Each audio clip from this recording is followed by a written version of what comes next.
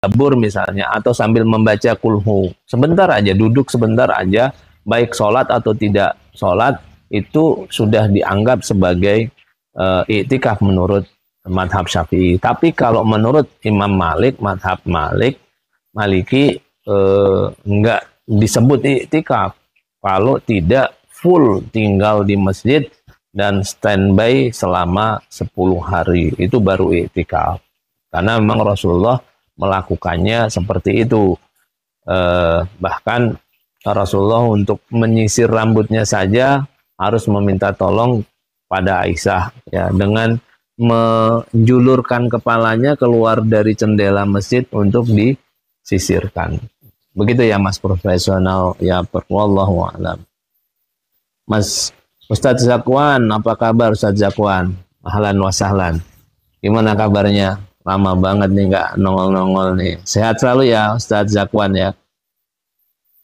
Iktikaf di musola bisa nggak? Jadi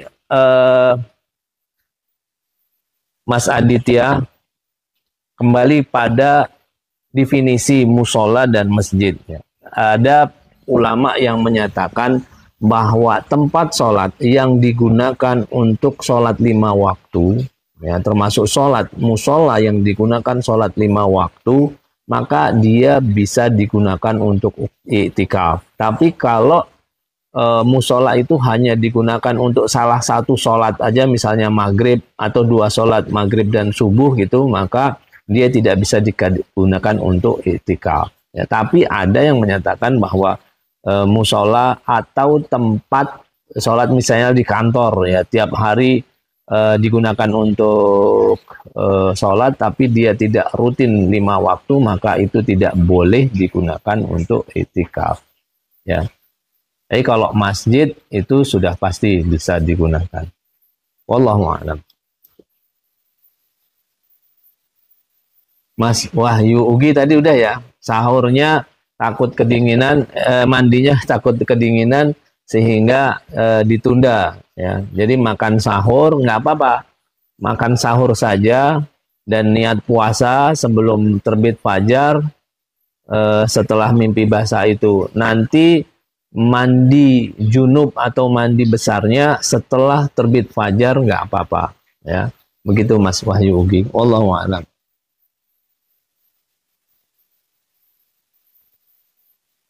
Ustadz, kalau mau konseling fikih pribadi bayar berapa? Gratis. Gratis ya. Kalau prinsipnya wa ma sa'altu min ajrin in ajriya illa Allah, illa 'ala Allah. Ya, biar Allah saja yang menggaji saya. Gitu ya Mas, Mbak Caca.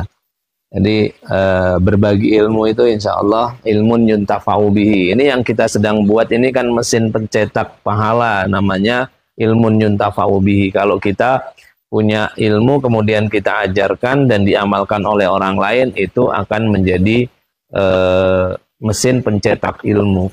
Kita harus buat itu teman-teman, ya. 3 mesin yang harus kita cetak itu apa namanya?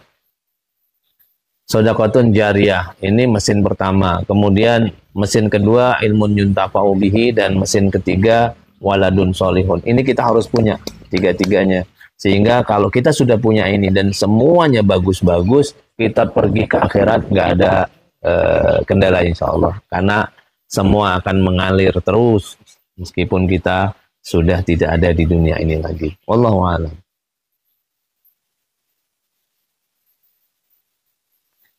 Pak Ustadz, tahun lalu puasa saya bolong dan belum dikodok. Apakah bisa dikodok setelah bulan ini? Boleh dikodok, dan itu berarti terlewat kodoknya 1 kali bulan Ramadan, ya. Harusnya kan dikodok sebelum bulan Ramadan ini.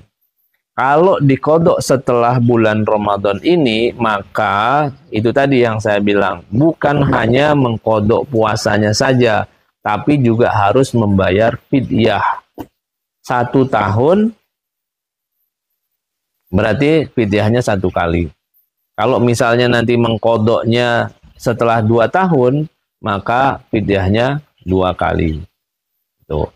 Per puasa ya, per puasa. Jadi kalau misalnya 3 hari, ya bolongnya 3 hari, maka mengkodok puasanya 3 hari, fidyahnya masing-masing 3. Ya, masing-masing 1 dari 3 puasa tadi. Begitu ya Mas Muhammad Nur Ghazali. Wallahu a'lam.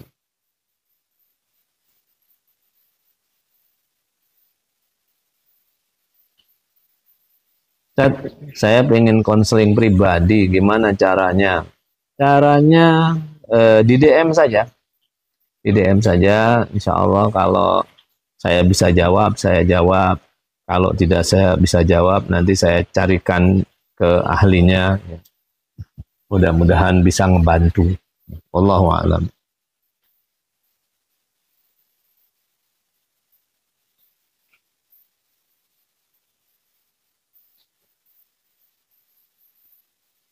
Mas M. Yuda, semoga kita semua mendapatkan maghfirah di ujung Ramadan. Amin ya Allah, amin. Mudah-mudahan Allah hapuskan semua dosa-dosa kita yang sudah berlalu. Dan juga mudah-mudahan semua langkah kita ke depannya selalu berada dalam bimbingan Allah Subhanahu wa taala. Mbak Rahmadila ya. Waalaikumsalam warahmatullahi wabarakatuh. Silakan Mbak Rahmadila.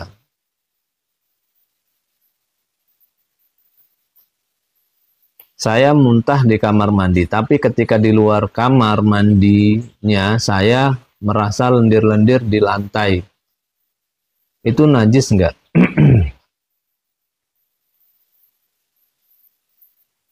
Muntah di kamar mandi, tapi ketika di luar kamar mandi saya merasa lendir-lendir di lantai. Lantai kamar mandi atau lantai luar kamar mandi?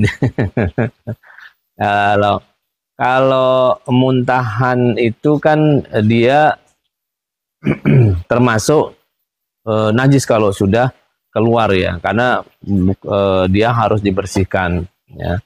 Dan apa namanya, kalau cuman ludah saja, itu nggak apa-apa, masih dibolehkan. Dan ketika masih dalam sholat gitu ya, misalnya dalam sholat kita buang lendir, ingus atau ludah, kemudian kita buang di tisu, dan kemudian tisu itu kita masukkan ke saku, itu nggak membatalkan sholat ya.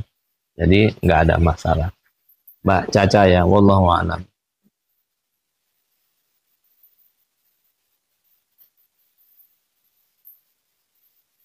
Mbak Rahmadila, ciri-ciri atau tanda kita dapat malam Lailatul Qadar. Tadi sudah saya sampaikan ya.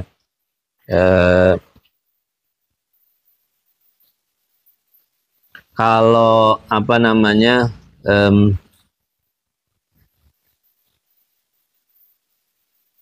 ini di dalam kitab Tafsir Ibnu Katsir itu di jilid berapa ini ya? Di jilid 20 kalau nggak salah, itu ada disebutkan salah satu tanda. Ini saya bacakan. Wa Jibrilu la yada'u ahadan minal mu'minina illa safahahu.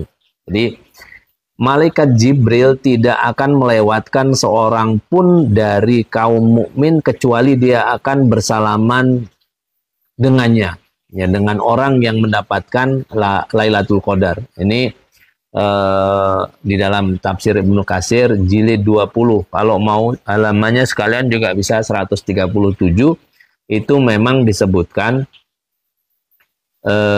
Jibril akan menyalami orang yang mendapatkan Lailatul Qadar ya. Wa alamatu dzalika manik sya'arra jilduhu ya. Salah satu tanda bahwa malaikat Jibril itu menyalami itu adalah ketika seseorang merasakan kulitnya merinding atau bergetar lah, ya merinding lah, terasa hatinya menjadi lembut, ya. Raqqa qalbuhu, ya. Iksya'arra jilduhu wa raqqa qalbuhu wa dama'at ainahu. Jadi nggak tahu, tiba-tiba matanya mengeluarkan air mata, hatinya menjadi lembut banget. Kemudian bulu kuduknya berdiri atau merinding. Itu salah satu tanda ya. Itu adalah karena disalami oleh Jibril. itu dijelaskan oleh Imam Ibnu Katsir di dalam tafsirnya.